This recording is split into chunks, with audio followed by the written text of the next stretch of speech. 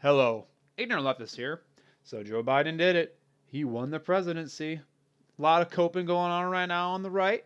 It's a good time for now, but we need to prepare ourselves what to look forward to and what to look out for in the next 4 months or so.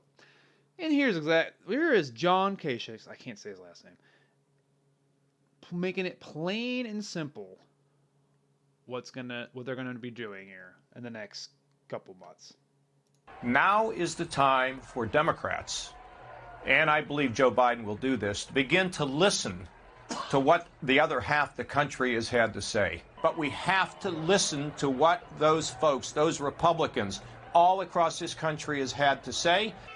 The best thing that's happened to Joe Biden is the fact that the United States Senate is either going to be Republican or very close. And the far left can push him as hard as they want. And frankly, the Democrats have to make it clear to the far left that they almost cost him this election. And that congresswoman from Virginia warned the Democrats, you want to talk about defunding the police, you'll have no support. And I think this is an opportunity for Biden to talk about the center right and the center left of this country and what can be achieved. Because we have enormous problems with debt, Social Security, Medicare, health care.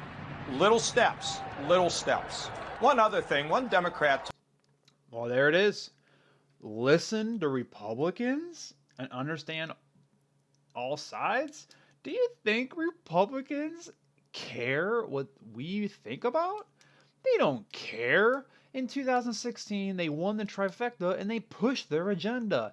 Tax cuts, deregulation. They don't care about, and the court picks, they don't care what we have to say at all. They only care about the power grab. And for some reason, for how long it's been going on now, for as long as I've been around, I'm in my mid 20s, Democrats are so weak on this. They try to pretend like they're, I don't know, like the right side, we'll work together.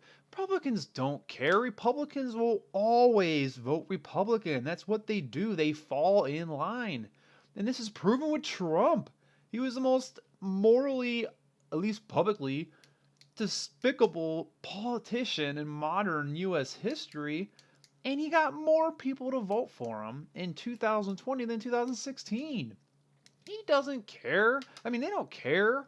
Republicans will always fall in line. This whole idea of trying to like go more moderate so that maybe Republicans will vote for you is just false.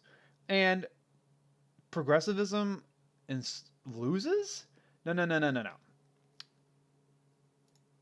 Moderate Democrats lost. The Democrats should have easily picked up more seats this election, and they didn't.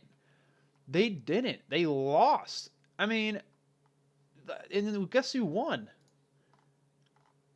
Democratic Socialists and Progressives. The DSA, the Democratic Socialist Party of America, they endorsed 29 candidates and won 20 of them, and got 8 different kind of initiatives. I mean, 11 different. No, I can't talk right now.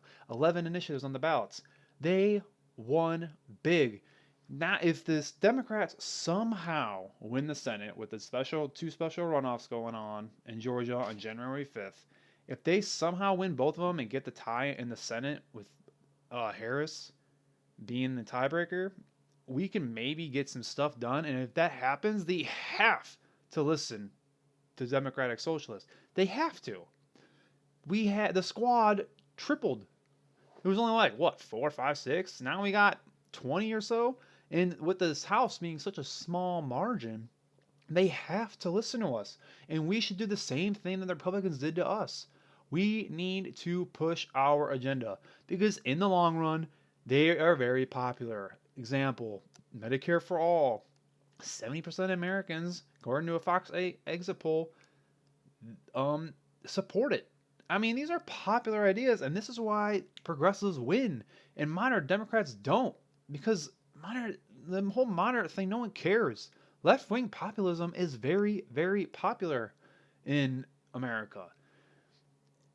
Now, the next thing to look out for is what the Republicans are going to do the moment Joe Biden gets inaugurated and the whole new Congress comes in.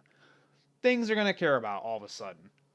They're going to care about COVID all of a sudden and try to blame it all on the Biden. Somehow, they're going to pull it out there out of nowhere. They're going to do it. They're going to care about the deficit is the big one, and I can prove that to you.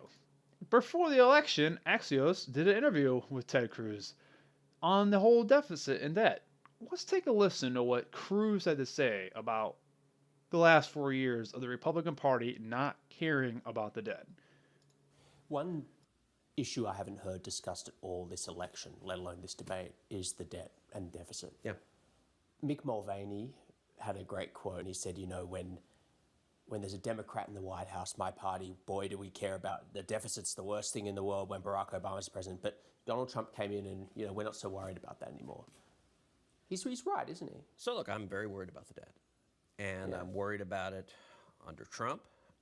Now, to be fair, Trump didn't campaign on cutting the debt. He did. He said he was going to eliminate the national debt in 8 years.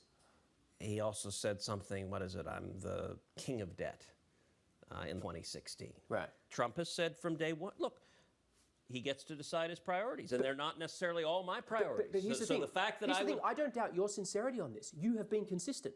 This is not directed at you. But stepping back, you belong to a party that has greenlit a historic expansion of deficits and debt. And it's just a plain fact. Do I wish that it was a higher priority for the president to rein in spending in the debt? Yes. He didn't. No, he doesn't. Ted Cruz does not care about the debt. When they put the tax cuts, a tax cut without dropping and, cutting, I don't know, anything from military spending to welfare, which I do not believe in, to cutting welfare. But if you do tax cuts without cutting any of those, you're just creating a bigger deficit and more debts. And he'll say later in the video, which I'm not going to play, that Trump's plan was a job creator. Well, you can believe that or not, but that's not true. It just creates more deficit, and you can look at it. When Obama left office, we had a deficit of 400 million, and now it's back over 400 billion, and now it's back over a trillion a year. And when Obama came in, it was over $1 trillion already from the Bush tax cuts.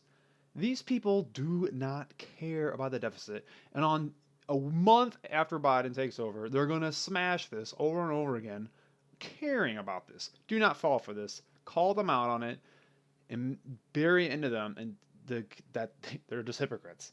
Another thing they care about, they're going to care about international relationships. They're going to pretend to, be partisan when really they're never not, and they're going to blame everything on Joe Biden. And I'm not the biggest fan of Joe Biden, but these are things we need to look out for. We need to push for our progressive ideas. Do not fall for this moderate bullcrap. It's not the truth. Progressives win, moderates lose. That's how the new world works. And we need to push these ideas and push this and get more liberals, the moderates, and, make them see our point of view. This is Ignorant Leftist. If you like this content, subscribe and like, and I'll see you guys next time.